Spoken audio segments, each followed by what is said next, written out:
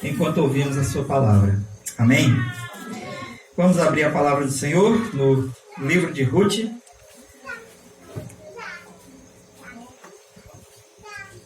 Que poderia tranquilamente ser chamado de o Evangelho de Ruth, onde nós vamos ler apenas do capítulo 1, do verso 1 até o verso 6. Livro de Ruth, capítulo 1, do verso 1 ao verso 6.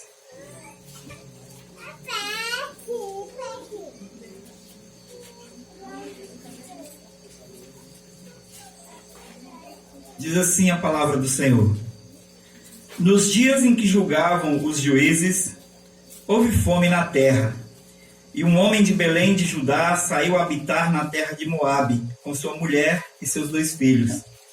Este homem se chamava Elimeleque, e sua mulher Noemi. Os filhos se chamavam Malom e Quilion, efrateus. De Belém de Judá, vieram à terra de Moabe e ficaram ali. Morreu Elimeleque, marido de Noemi, e ficou ela com seus 2 filhos, os quais casaram com mulheres moabitas. Era o nome de uma Orfa e o nome da outra Ruth, e ficaram ali quase 10 anos. Morreram também ambos, Malom e Quilion, ficando assim a mulher desamparada de seus 2 filhos e de seu marido. Então se dispôs ela com as suas noras e voltou da terra de Moabe, porquanto nesta ouvia que o Senhor se lembrara do seu povo, dando-lhe pão. Vamos orar ao nosso Deus mais uma vez? Senhor nosso Deus, graças te rendemos e te louvamos, ó Deus, pela oportunidade, o privilégio que o Senhor nos dá de mais uma vez nos reunirmos no retiro, ó Pai, para aprendermos da Tua Palavra durante 4 dias. E nós pedimos, ó Pai, que nesses 4 dias o Teu Espírito Santo fale profundamente ao coração de cada um de nós.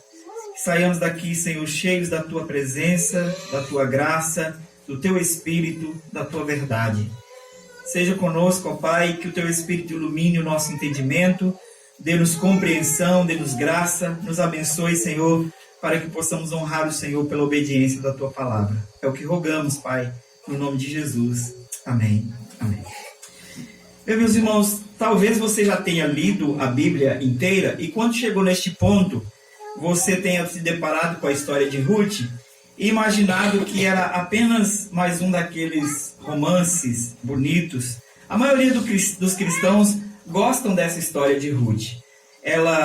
Citações do voto de lealdade que ela fez à sua sogra, por exemplo, se tornou comum nos convites de casamento. A citação de Ruth a Noemi se tornou comum nos convites de casamento e também em votos matrimoniais de cristãos que realmente zelam por manter fidelidade e lealdade ao seu cônjuge. A relação, também outra coisa que se destaca no livro, a relação harmoniosa de Ruth com a sua sogra. Ela tem sido usada como modelo para as mulheres de hoje.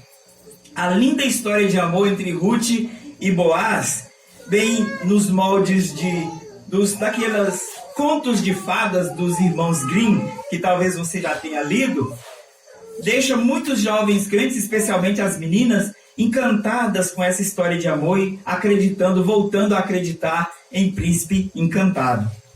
Eu sinto decepcioná-las, meninas. O livro de Ruth não é sobre a princesa, não é sobre ela. O livro de Ruth não é uma biografia, não conta a história da bela moça Ruth que encontrou um bom rapaz para casar. Não é simplesmente isso. Ruth é descrita por todos nós, e também a Bíblia nos mostra, o relato que nós temos dela, é de que ela é uma boa moça. Ruth, em geral, é apresentado como essa moça dedicada, zelosa, uma crente fiel, dedicada à sua sogra, a nora que toda mãe gostaria de ter. Se bem que Noemi também, por outro lado, é a sogra que toda nora gostaria de ter. E parece que essas moças, de fato, de acordo com o relato, essas moças, de fato, amavam a sua sogra ao ponto de chorarem quando a sogra disse: volta para suas terras, volta para sua terra. E elas choraram e não queriam ir.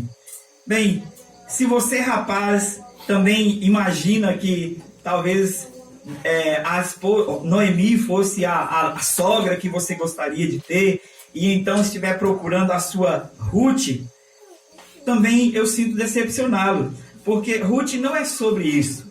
Não é sobre rapazes encontrando moças boas para casar ou coisa desse tipo. Mas nós temos que olhar para a história de Ruth e olhar a partir desse contexto, do casamento dela com Boaz. E olhar a história dela e entender por que esse livro foi colocado aqui, e especialmente neste contexto, neste lugar dentro das Escrituras. Eu queria que você pensasse comigo. Se Anderson Freire fosse daquele período, talvez a música Raridade teria sido escrita para ela, para Ruth. E aí talvez pudesse cantar naquele momento de angústia, de tristeza, de perda que ela estava vivendo. E talvez sem esperança, Anderson Freire chegasse cantando para ela: Ruth, você é um espelho que reflete a imagem do Senhor. Não chore se o mundo ainda não notou. Já é o bastante Deus reconhecer o seu valor. Ruth, você é preciosa, mais rara do que ouro puro de Ofir. Se você desistiu, Deus não vai desistir. Ele está aqui para te levantar, se o seu mundo te fizer cair.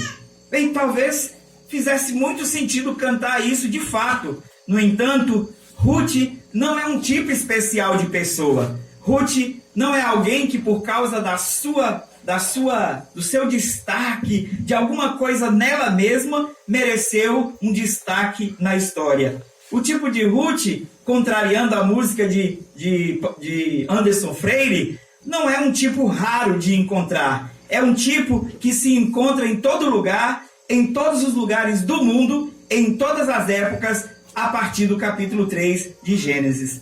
Ruth é apenas uma pecadora que encontrou graça diante dos olhos do Senhor. É uma pecadora carente da bondade de Deus, da graça de Deus, para ser resgatada. E assim também nós somos pecadores carentes de um resgatador. Pecadores carentes de um redentor. Então, sobre o que é a história de Ruth? A história de Ruth é a história de como Deus provê um resgatador para uma família em profundo caos. E a história de Ruth deve nos lembrar, então, que é Deus agindo na história e não a história de Ruth simplesmente. Deus é o personagem principal. O livro de Ruth não é sobre Ruth. O livro de Ruth não é sobre o casamento de Ruth e de Boaz. O livro de Ruth é sobre Deus. É sobre Deus revelando e trabalhando através de um drama humano para manifestar e cumprir o seu propósito redentivo. É Deus traçando linhas na história para que o seu propósito maior, para que no plano maior, o propósito dele fosse então executado, fosse realizado. Nós não podemos expor Ruth e terminar as exposições do livro de Ruth com aplicações do tipo: seja como Ruth, moça, seja uma jovem como Ruth, dedicada, séria, sincera perante o Senhor e respeite a sua sogra. Não podemos terminar o livro de Ruth com aplicações do tipo: minhas irmãs mais velhas, não sejam duras com as suas noras, para que as suas noras gostem de você, e se um dia você precisar mandar elas embora, elas vão chorar para ficar na sua casa, de tanto que elas gostam de você. Não, Ruth não pode terminar assim. O livro de Ruth não pode terminar com aplicações rasas, com aplicações simples assim, ainda que há aplicações que podemos tirar nesse sentido aqui. Pessoas caídas não podem ser como elas foram. Mulheres caídas, moças caídas, afetadas, atingidas pelo pecado, não podem ser como elas foram, não podem ser fiéis, leais, não podem ser dedicadas se elas estiverem fora de um relacionamento com o Deus da aliança.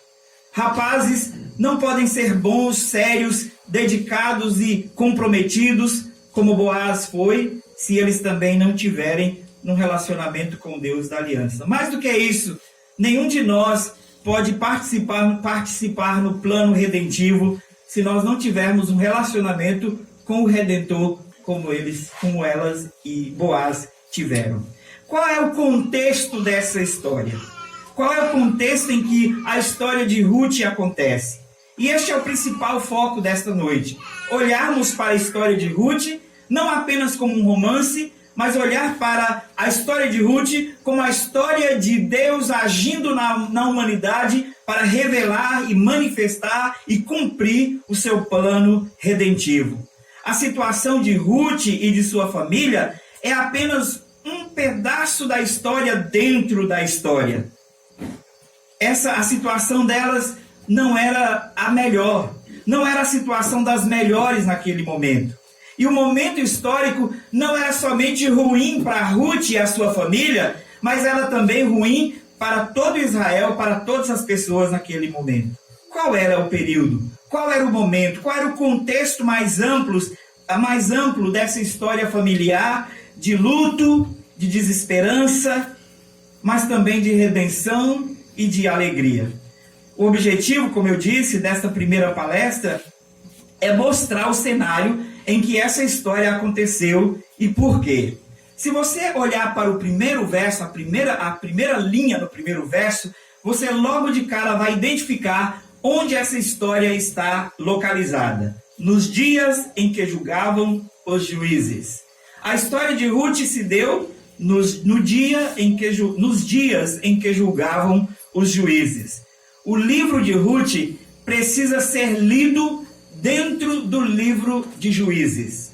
O livro de Ruth precisa ser lido e a história, o drama de Ruth precisa ser entendido dentro do contexto dos Juízes. O contexto geral é este: a história que se dá naquele período turbulento de invasões, de lutas, vitórias e derrotas do povo de Deus.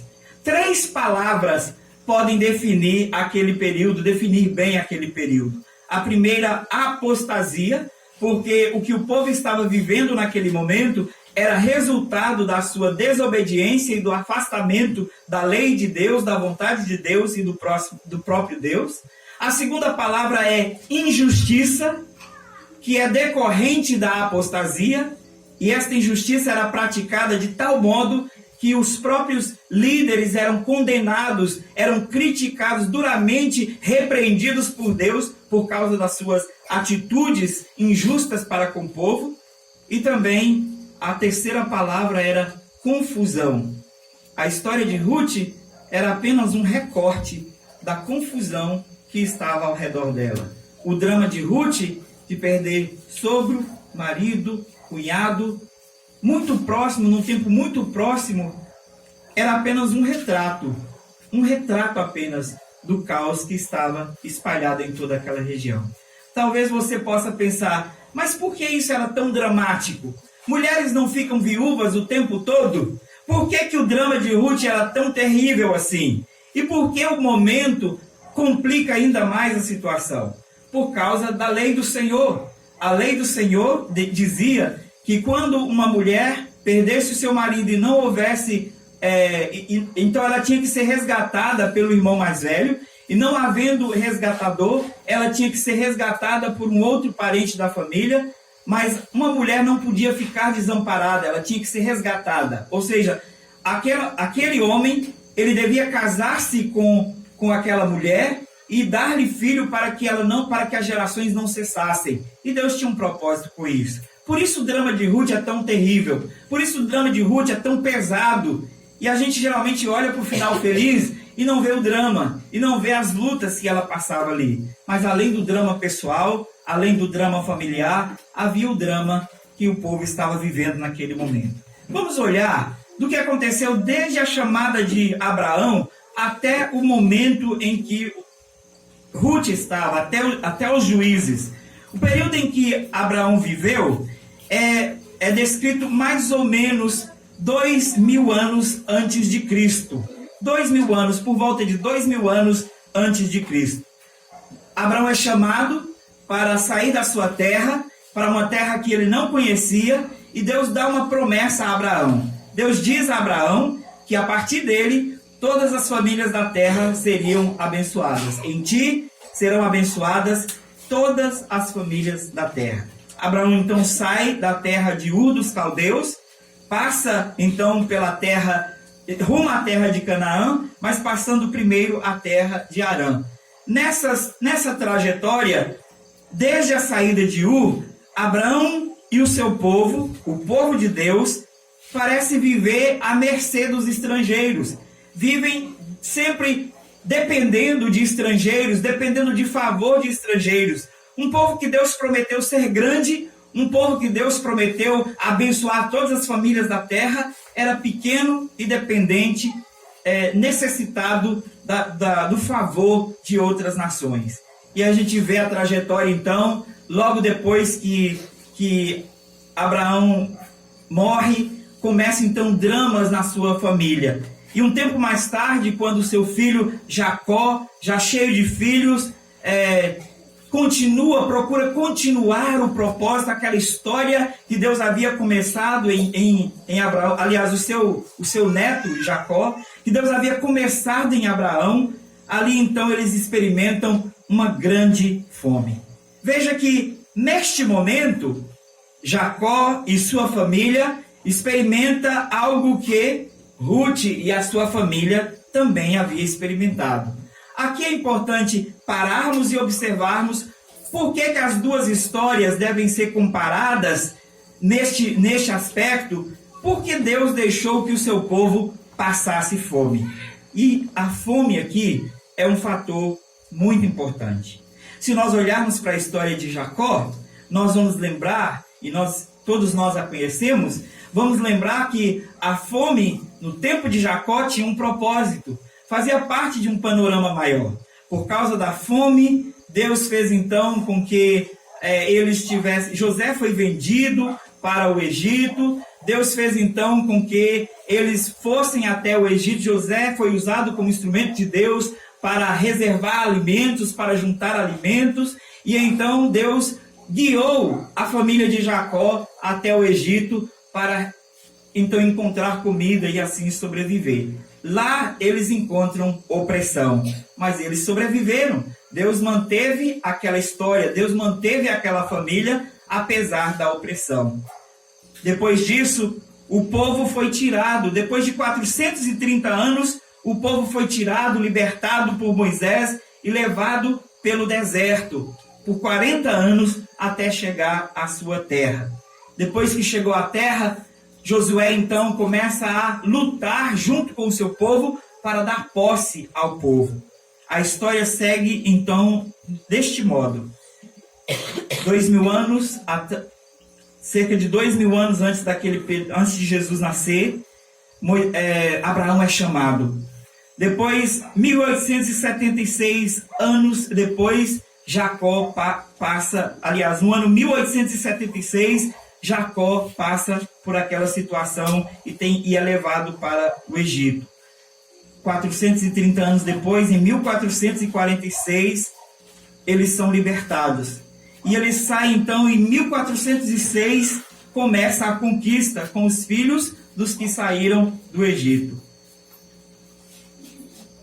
Aqui nós vimos, então, a desobediência à ordem divina começa neste ponto. Quando eles saíram do Egito e eles foram levados até Canaã, Deus havia dado ordem de que eles não poderiam se misturar com as nações vizinhas. Eles não poderiam se misturar com nenhum outro povo. E eles tinham que exterminar todo o povo. A ordem era clara: extermine todos. Não deixe nenhum. Não deixe que sobre nenhum, para que vocês não sejam tentados a imitar este povo. Mas a desobediência a esta ordem fez com que o povo poupasse alguns dos inimigos. E assim, estes começaram a se fortalecer novamente. Com a morte de Moisés, vem então este período difícil, que é o período de Juízes.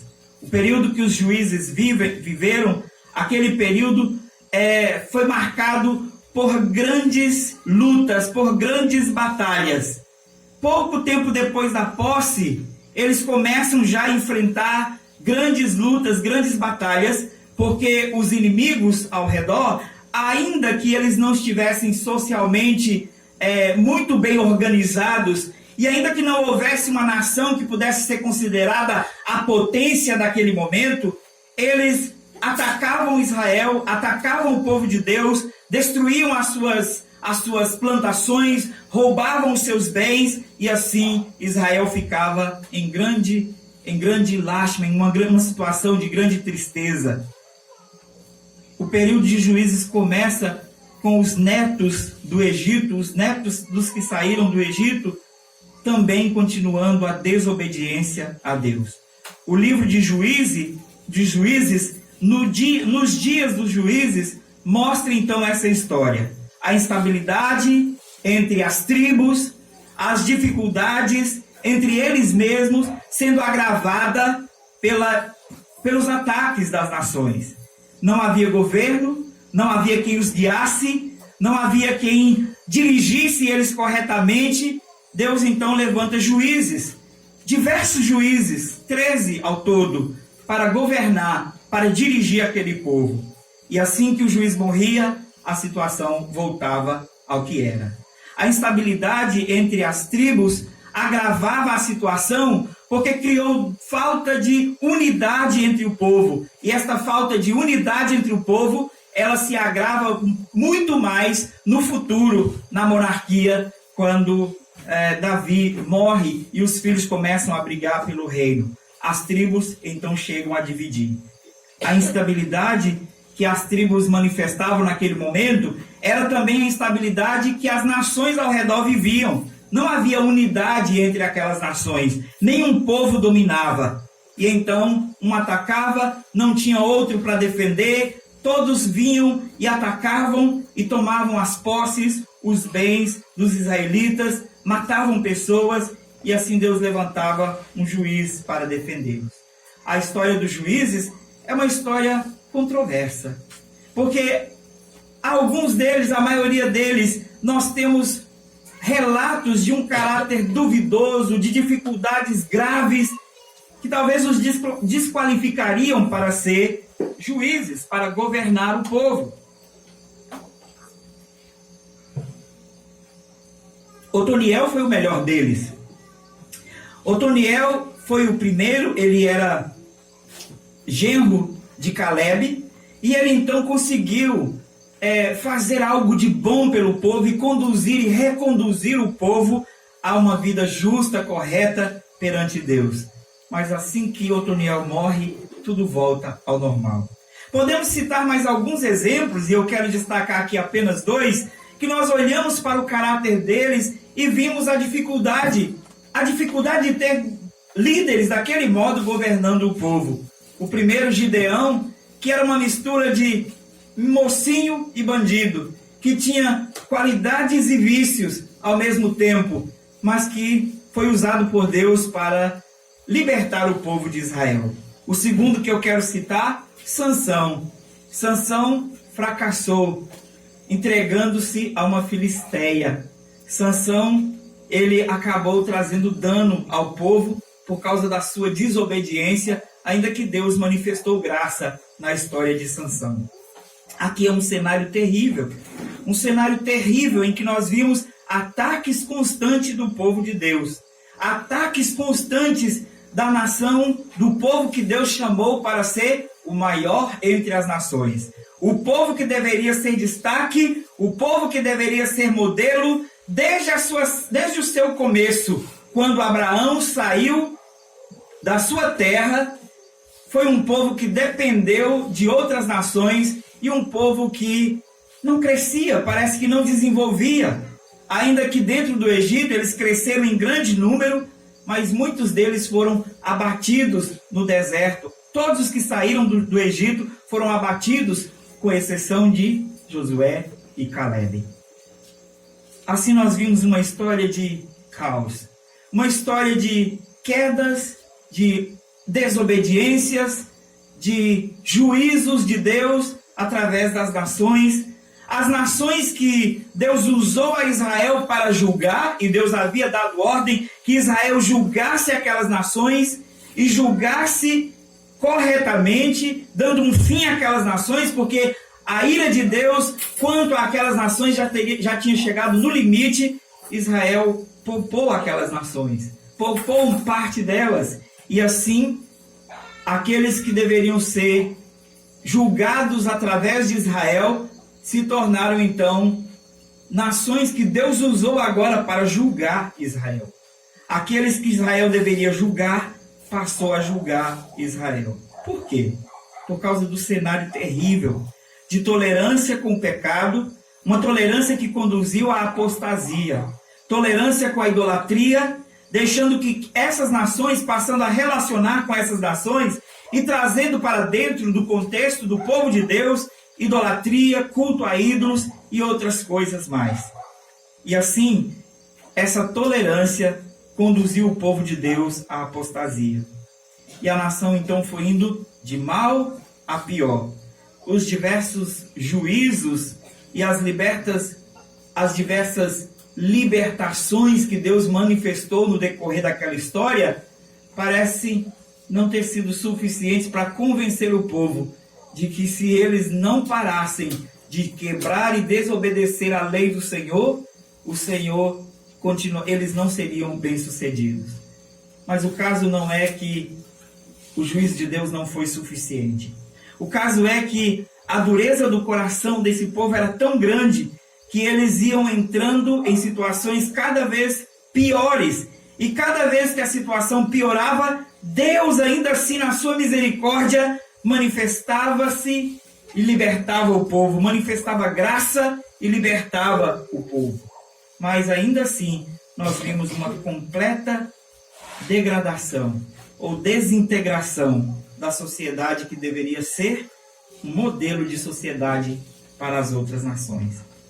Por causa disso, eles então suplicam por um rei. Logo depois eles suplicam por um rei. E quando você começa a ler o livro de Samuel, você vai perceber o drama deste povo rejeitando o governo de Deus e suplicando um rei. O livro de Juízes, então, ele tem esse objetivo de fazer a ligação entre a transição dos juízes para a monarquia. E no livro de Juízes você vai encontrar diversas vezes referências ao rei, porque o povo não tinha um rei. Se você abre Juízes 17 e vê o versículo 6, Juízes 17, verso 6, diz assim: naqueles dias não havia rei em Israel, cada um fazia o que achava mais reto. Naqueles dias não havia rei em Israel, cada um fazia o que achava mais reto. Se você segue no versículo capítulo 18, novamente a mesma referência. Naqueles dias não havia rei em Israel, e a tribo dos danitas buscavam para si herança em que habitar. Porquanto, até aquele dia, entre as tribos de Israel, não lhe havia caído por sorte a herança. Havia injustiça, não havia governo. No capítulo 21, aliás, no capítulo 19, no verso 1, também outra referência. Naqueles dias em que não havia rei em Israel, houve um homem levita que, peregrinando nos longes da região montanhosa de Efraim, tomou para si uma concubina de Belém de Judá. Capítulo 21, versículo 25, novamente, termina o livro com esta referência. Naqueles dias não havia rei em Israel, cada um fazia o que achava mais reto diante dos seus próprios olhos. Então veja, a situação de Israel naquele período, a situação dos juízes naquele período, era uma situação de altos e baixos, em que o povo fazia o que queria. O povo fazia o que achava mais reto, o que era melhor para si mesmo. E quando Deus levantava um juiz, o povo obedecia, o povo retornava à lei. O juiz morria, o povo retornava à desobediência. E desse modo, nós vimos aquela trajetória do povo de Deus, de altos e baixos, de obediência e desobediência. nós vimos claramente na lei do Senhor, logo após o Senhor dar a lei a Moisés, há uma ordenança de que a lei fosse ensinada para que não desobedecessem a Deus, e então Deus discorre através de Moisés sobre bênçãos e maldições decorrentes da obediência ou da desobediência daquela lei. Deuteronômio 28 repete, é a repetição disso, e ali está mais claramente descrito as bênçãos para a obediência e as maldições para a desobediência. O que nós vimos neste contexto então, meus irmãos? Um contexto de terrível desobediência. E cada vez que o povo de Deus desobedecia, cada vez que o povo de Deus desobedecia a lei do Senhor, juízos de Deus vinham sobre aquele povo. Juízos vinham sobre aquela nação. E a fome era um desses juízos. Era um meio de Deus demonstrar a sua insatisfação, a sua ira, privando as pessoas do que eles mais precisavam, do alimento. E se você observar cada ataque que havia de uma nação vizinha a Israel, os ataques eram à roça, à plantação deles e ao gado.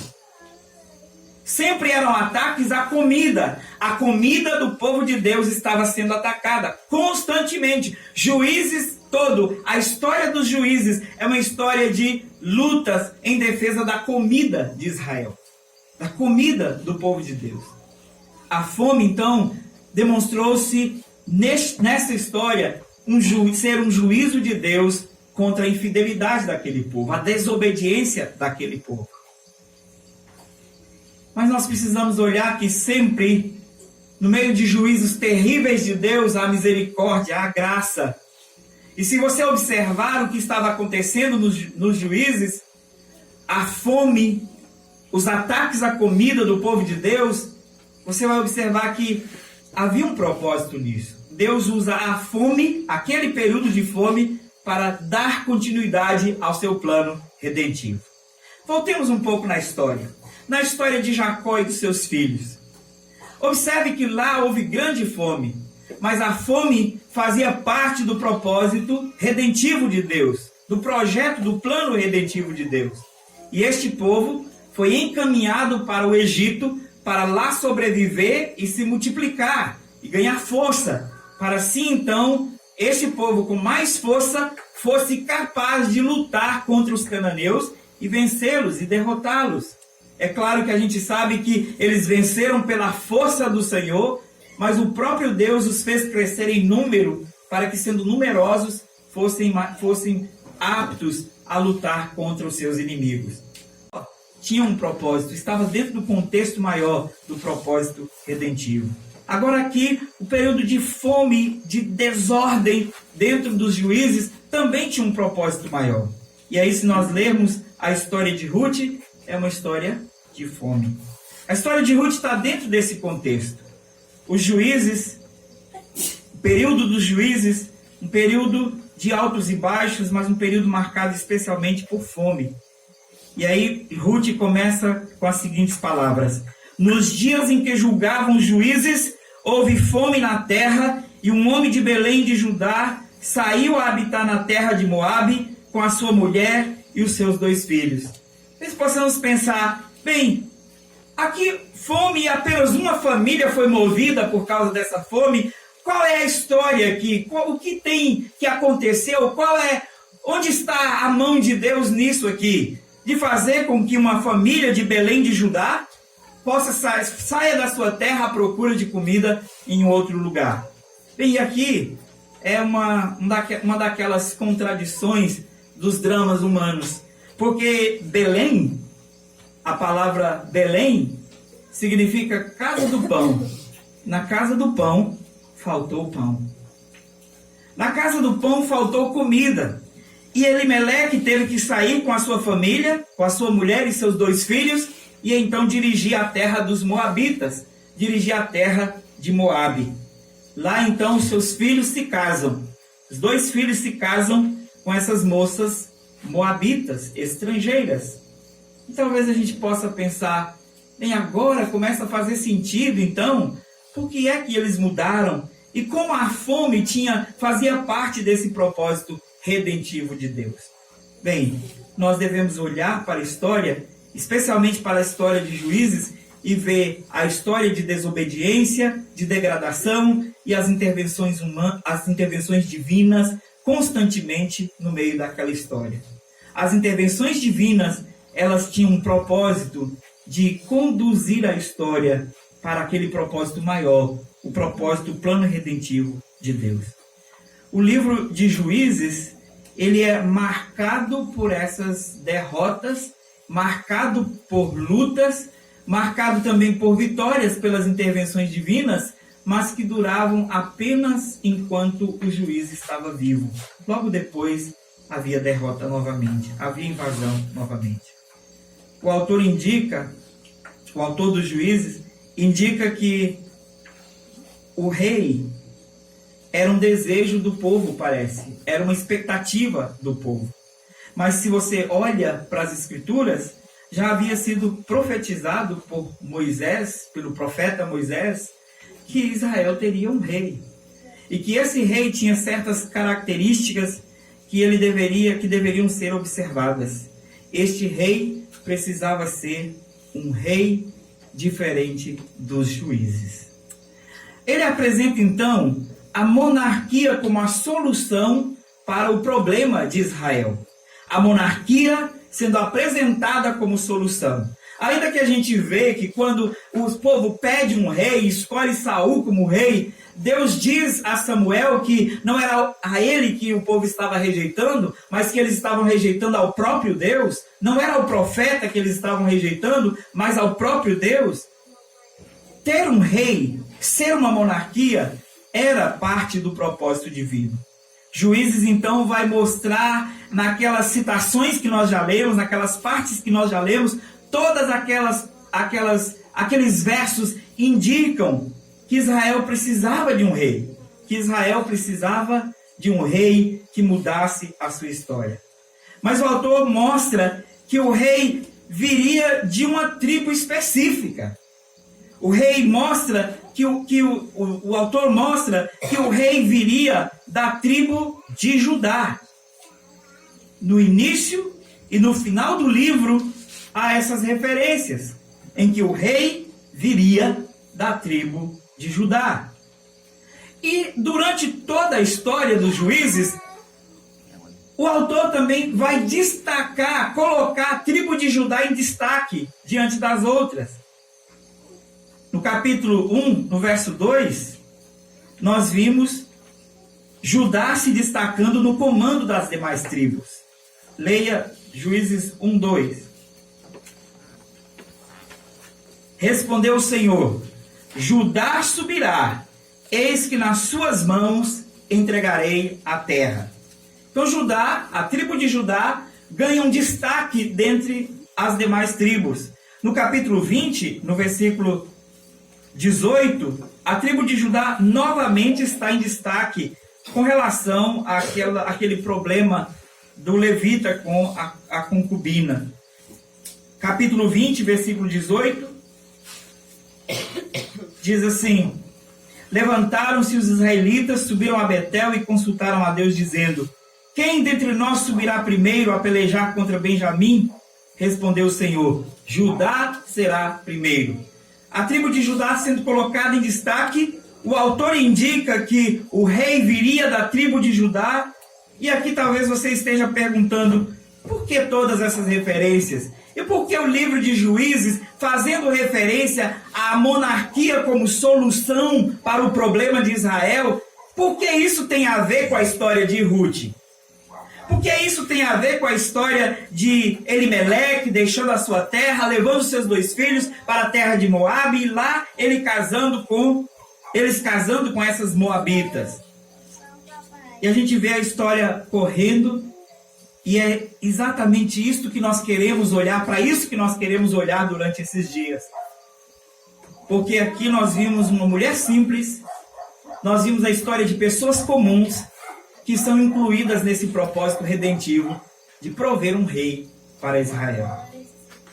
E talvez nós possamos pensar, sim, estou falando de Davi. Porque Davi é parente de Ruth. Davi veio da família de Ruth. Então, está falando de Davi.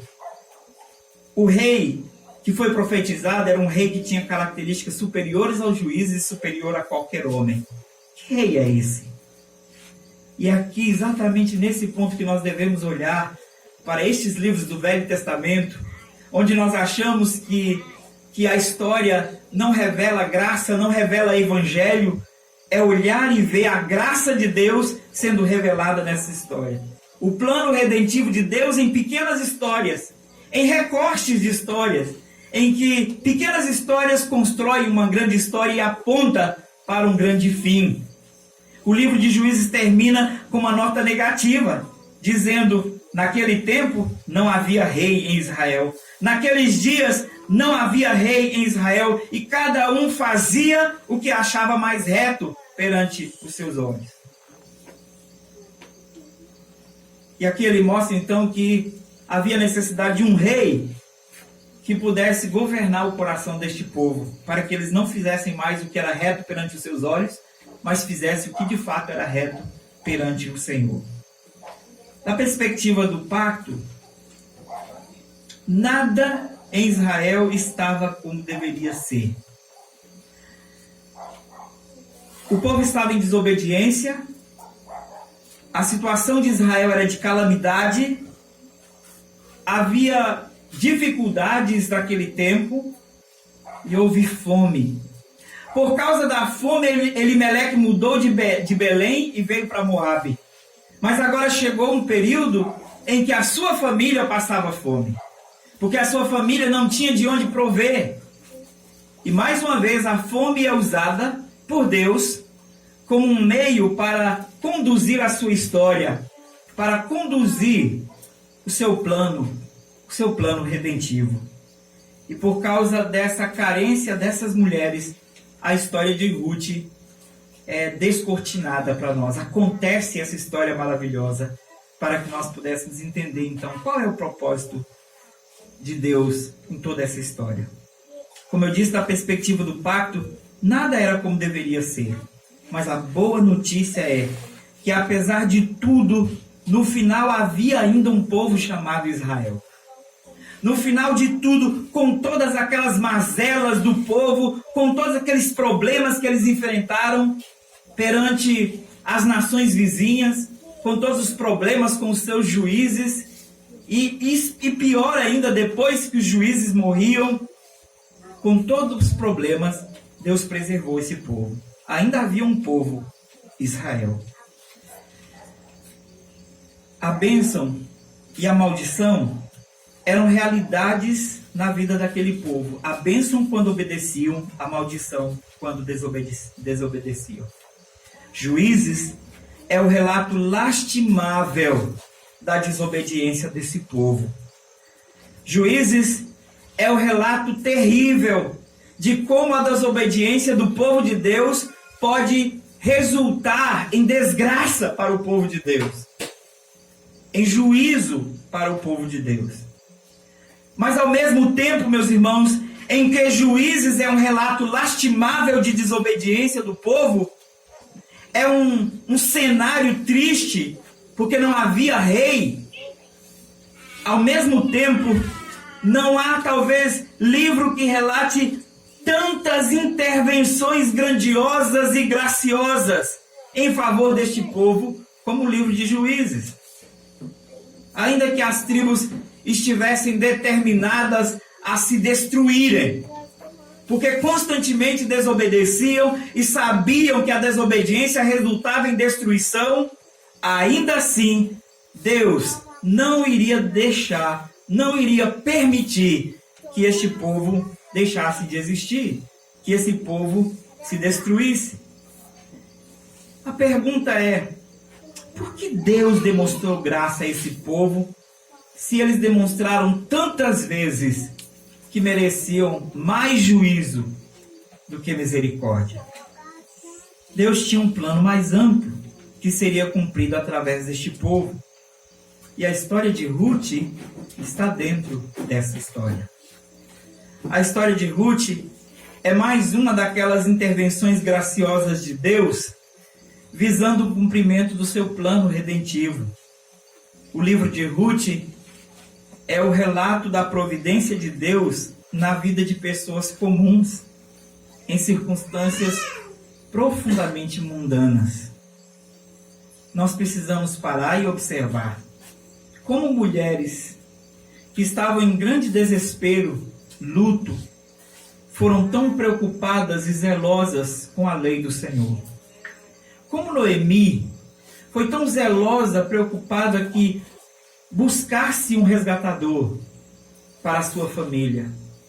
E como Ruth, tão submissa e dedicada, quis fazer isso para que a lei do Senhor fosse cumprida.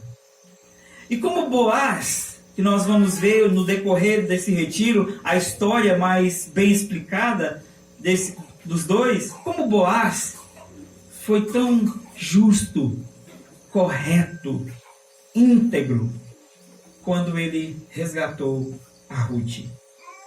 O livro de Ruth é um relato da vida de pessoas comuns. O relato da vida de pessoas comuns que servem a um Deus extraordinário. A vida de pessoas comuns que muitas vezes experimentaram o juízo de Deus, mesmo sendo obedientes, porque faziam parte do povo, faziam parte do plano maior. Os juízos que vinham sobre Israel vinham também sobre aquela família, a família fiel. É o relato de um povo que amava o Senhor e que buscava honrar a sua lei, honrar a sua palavra.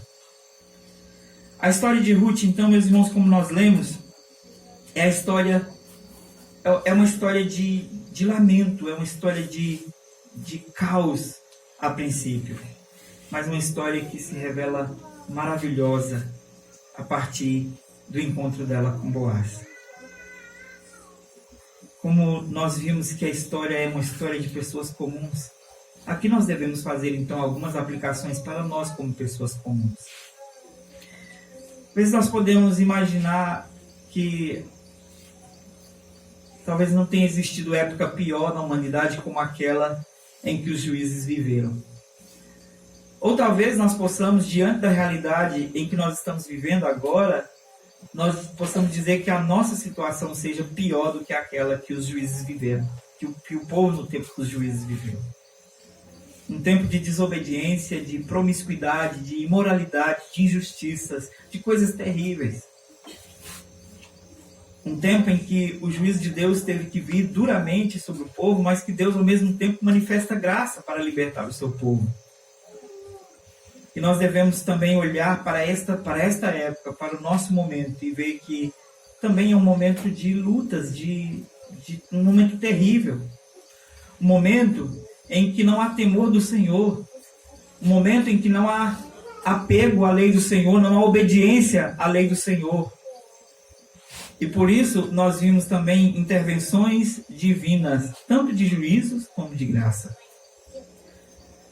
O fato é que nós paramos de olhar para a história e olhar para as catástrofes, desastres, para os grandes problemas da humanidade, nós paramos de olhar para eles como juízos de Deus na história. O Deus que julgava em juízes é o mesmo Deus que julga hoje. O Deus que julgava em juízes é o mesmo Deus que manifesta juízo nos tempos modernos. E assim como a sociedade moderna despreza Deus, o povo naquela época desprezava Deus e sofreu juízo, a sociedade moderna não será poupada do juízo de Deus. Mas nós olhamos para essa bela história de pessoas fiéis, pessoas que tinham um relacionamento com Deus do pacto, Deus da aliança, e elas conseguiram manter-se fiéis no meio de um caos. A história da jovem fiel Ruth, a história do jovem crente Boaz, aconteceu no meio de uma sociedade caída, de uma sociedade destruída, de uma sociedade em caos moral. A história guiada pelo Deus da redenção. E é neste ponto que nós devemos focar agora para aplicar, tirar algumas aplicações para as nossas vidas. Assim como Ruth, Boaz, Noemi eram pessoas comuns, mas que fizeram parte do plano redentivo de Deus, nós também, no meio de uma sociedade mundana, não podemos esquecer que nós somos o povo de Deus. Resultado da ação de Deus, da ação e da concretização do plano redentivo de Deus que passou pela história de Ruth e de Boaz. E que assim como Deus manteve um povo naquele tempo, Deus manterá um povo e continuará mantendo um povo. E Ele sempre terá uma igreja fiel. Nós precisamos pensar também que as circunstâncias em que Ruth, Noemi, Boaz viviam eram situações profundamente conturbadas, circunstâncias profundamente mundanas. Situações em que eles também poderiam ser tentados a não cumprirem a lei de Deus. E, no entanto, eles cumpriram a lei de Deus porque eles eram fiéis ao pacto.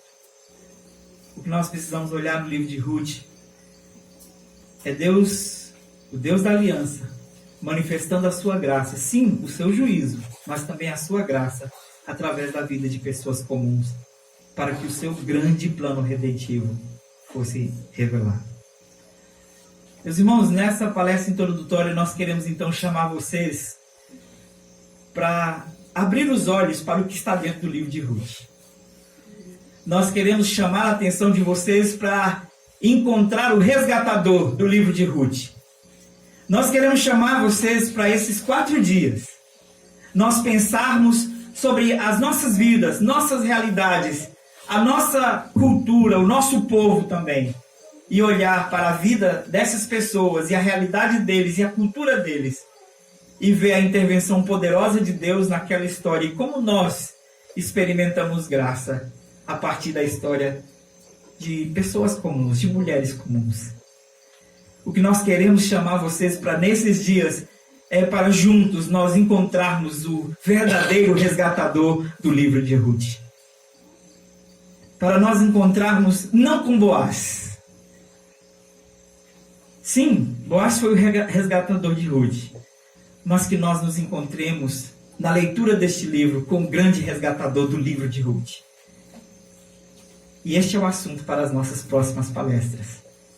E a nossa oração é que Deus fale profundamente aos nossos corações.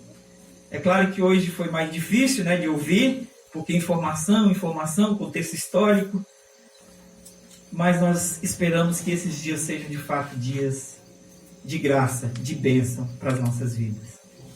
E que nós possamos olhar e encontrar o resgatador do livro de Ruth e aplicar as verdades do Evangelho encontradas no livro de Ruth para as nossas vidas, para a vida de cada um de nós. Amém? Que Deus nos abençoe. Vamos orar?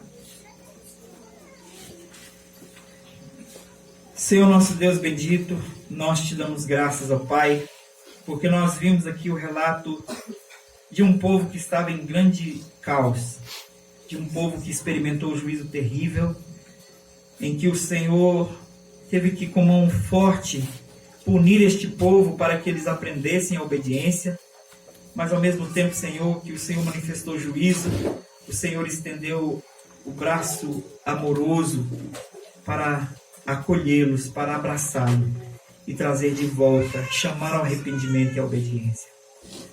Senhor nosso Deus, nós queremos pedir que o Senhor abra os nossos olhos durante esses 4 dias que vamos passar aqui. Que o Senhor abra os nossos olhos para que possamos olhar para a história de Ruth não como apenas um romance, uma história de amor entre um rapaz e uma moça, uma bela história de amor entre um rapaz piedoso, crente, e uma jovem obediente, leal, temente a Deus, mas a história, Pai, da redenção do seu povo. Que nós possamos olhar, ó Deus, para essa história, e que essa história faça-nos olhar mais para o nosso resgatador. Que essa história faça-nos olhar para Cristo. É o que nós rogamos, Pai, é o que nós pedimos, ó Deus, no nome santo de Jesus e para a glória do Senhor. Amém.